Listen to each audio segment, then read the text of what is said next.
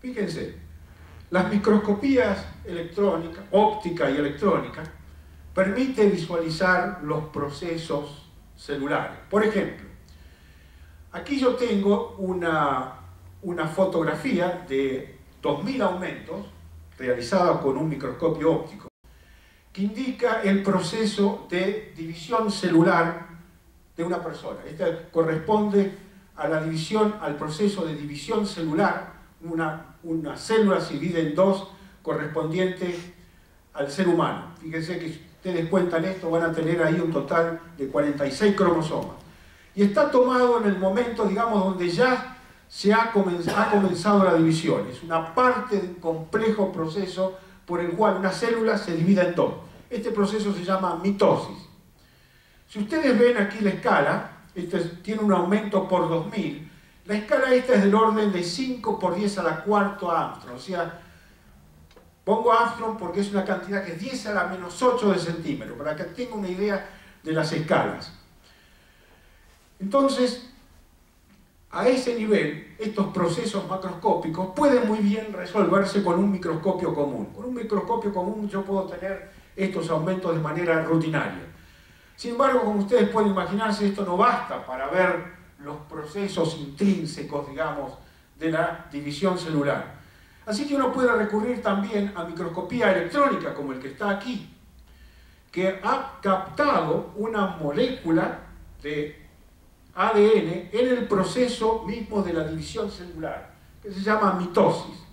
Fíjense, esta molécula que está aquí, que es un polímero, aquí ha comenzado a dividirse.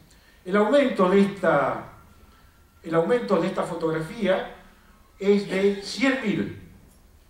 Con microscopía electrónica uno puede llegar, tal vez, con mucha suerte, a 1.000.000 de aumentos, que es bastante apreciable, pero todavía no suficiente.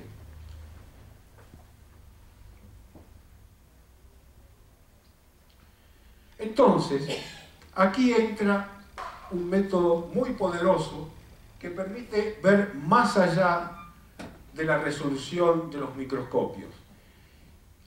Y este método se llama difracción de rayos X. Se puede considerar la difracción de rayos X como un microscopio de 100.000 aumentos, no poca cosa.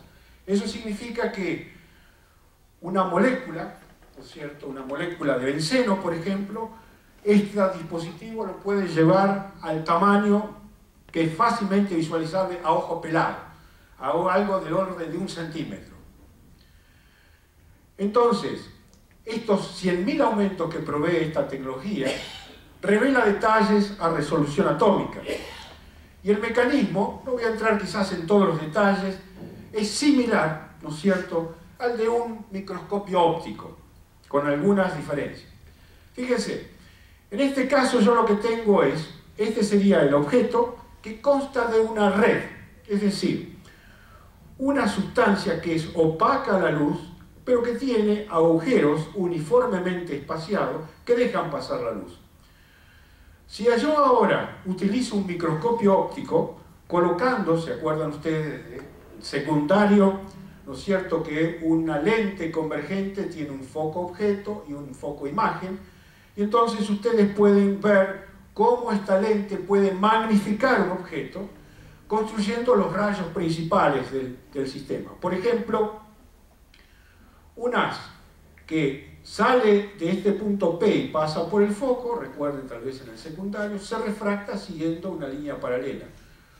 Un rayo que sale de ese mismo punto y pasa por el centro de la lente, ¿no es cierto?, pasa sin refractarse hasta colapsar en el mismo punto que había anteriormente. Quiere decir que el punto P se transforma en el punto P' en la imagen. Si ustedes ven esta construcción, ven inmediatamente que dependiendo de la cercanía del foco a esta red, puedo obtener una imagen amplificada de la misma.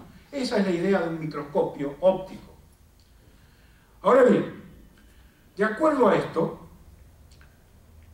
uno podría ver que yo puedo, por medio de este mecanismo, obtener una magnificación infinita de cualquier cosa. Basta con llevar este foco, que se llama foco objeto, cerca de este objeto, y ahí van a ver ustedes que la construcción comienza a dar lugar a una imagen cada vez más grande. En principio, entonces, pareciera que yo, por estos métodos, puedo amplificar cualquier imagen. Sin embargo, la situación lamentablemente no es así. Todo esto se puede hacer para la luz, que tiene el orden de 5500 amperes, la luz que estamos usando aquí. Entonces, para eso las lentes refractan los rayos de tal manera que yo puedo obtener una imagen amplificada. Pero ocurre que si yo quiero ver objetos a las escalas atómicas y moleculares, yo tengo que bajar a algo que es 1000 veces más chico que esto. Entonces, cuando yo hago eso, noto de que no hay lentes que permitan refractar esa luz de tan baja longitud de onda. Esa luz se llama rayos X. Es la parte del espectro de la cual la luz que nos ilumina está en los 5000 angstroms. Los rayos X que usamos para sacar radiografías, la longitud de onda es del orden del ángstrom, o sea, es miles de veces más chico que la luz. Entonces, ¿es posible tener una lente para repetir este microscopio en el ámbito o en las regiones de luz, de longitud de onda, que me permita resolver la estructura atómica de la materia, que es el interés? La respuesta es no. ¿Por qué? Cualquier lente que yo coloque aquí y utilice rayos X no va a desviar los rayos de luz y directamente desaparece, no tengo la posibilidad de reconstruir una imagen amplificada de la misma. Pero esa luz de tan corta longitud de onda, que ya no requiere una lente, me genera empero un patrón de difracción. Y entonces el problema en difracción de rayos X es el siguiente, es el problema inverso. Obtengo el patrón de difracción, que lo veo tanto para la luz como para los rayos X, y el problema es ver qué es lo que produce ese patrón de difracción. Eso, dicho rápidamente, es el mecanismo físico por el cual se resuelven o se observan objetos de dimensiones atómicas y moleculares, y constituye lo que se llama la metodología por difracción de rayos X.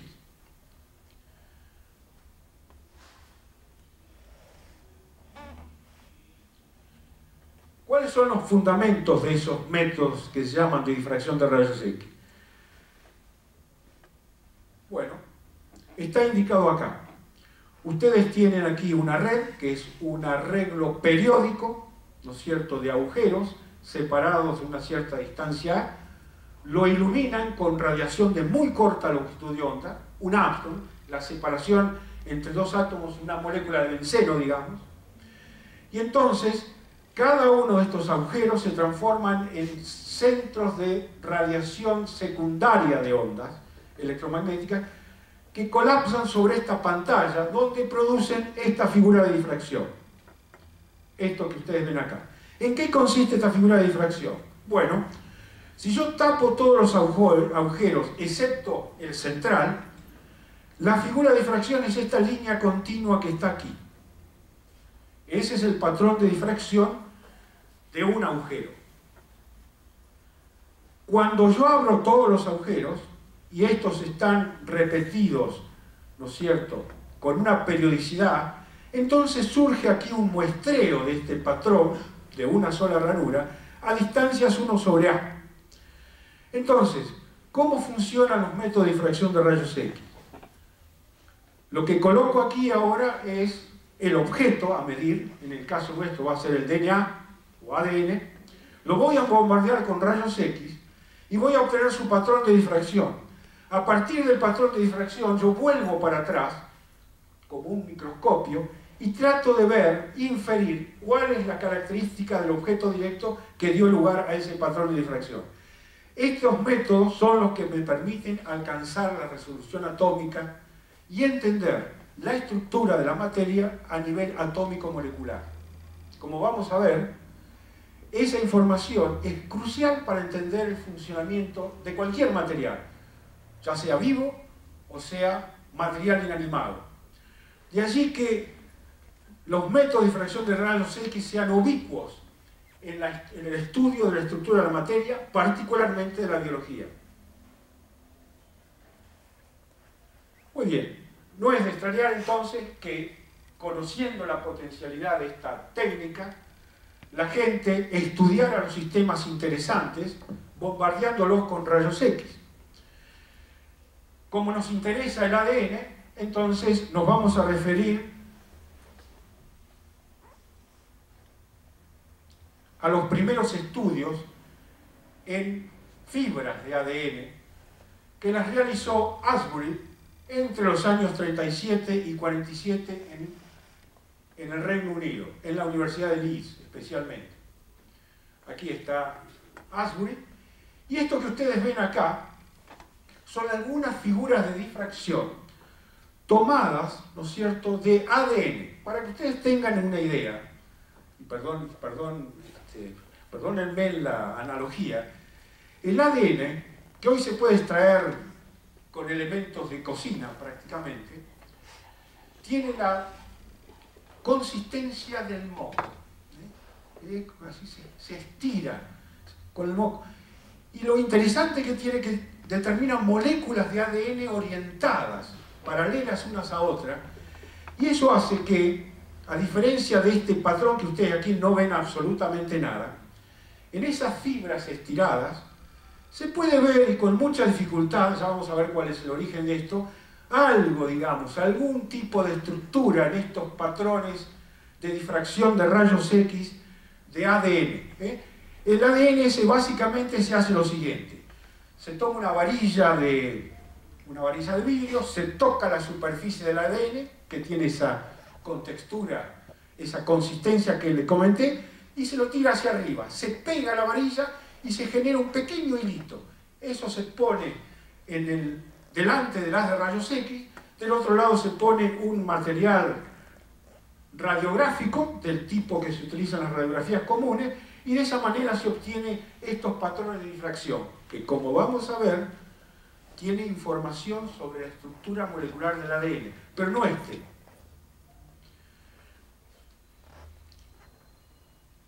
Muy bien. Los estudios sobre difracción de rayos X en ADN, que finalmente dieron lugar a los datos sobre los cuales se basó la estructura del ADN, se produjeron en otro instituto que no era en Leeds, sino en el Colegio del Rey, King's College de Londres. Y allí las primeras experiencias las hizo Maurice Wilkins entre los años 1946 y 1960. Wilkins no era un especialista en rayos X.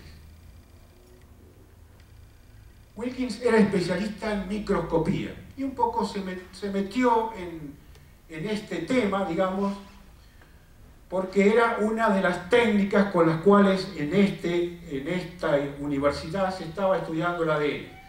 Él se especializaba más bien en datos microscópicos, ¿no es cierto?, de ADN. Pero el equipamiento estaba, así que él tomó, junto con un estudiante que se llamaba Gosling, tomó en este instituto las primeras fotos. Como ustedes pueden ver, estas son las fotos que él tomó. No gran cosa. Como ven, son tan difusas como las de Ashbury. No agregaban demasiada información. Este es, por supuesto, Wilkins. Vista la importancia de difracción de rayos X para los estudios de ADN, el director del laboratorio, se llama Randall, que era un héroe científico de guerra, es quien desarrolló los radares en Inglaterra, que, como ustedes saben, les dio cierta ventaja frente a la aviación alemana, ¿no es cierto?, en los ataques, porque podían saber a qué distancia, cuántos eran, y prepararse muy bien, digamos, a combatirlos. Eso lo hizo Randall, que era el director de tesis de Wilkins. Randall vio que se necesitaba un especialista en rayos X. Entonces, hacia fines del año 50, contrata a Rosalind Elsie Franklin, también de origen inglés. Franklin había estado trabajando hasta esa época en la estructura del grafito y del carbono.